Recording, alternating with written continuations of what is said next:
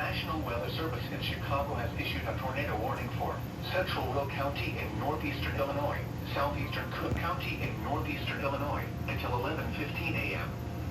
At 10:36 a.m., severe thunderstorms capable of producing both tornadoes and extensive straight-line wind damage were located over Lockport, moving east at 55 miles per hour. Hazard, tornado. Source, radar-indicated rotation. Impact, flying debris will be dangerous to those caught without shelter. Mobile homes will be damaged or destroyed. Damage to roofs, windows, and vehicles will occur. Tree damage is likely. These dangerous storms will be near Orland Park and Homer Glen around 10:40 a.m. Tinley Park, Mokina, and Frankfort around 10:45 a.m. Oak Forest, Madison, Country Club Hills, and Frankfort Square around 10:50 a.m.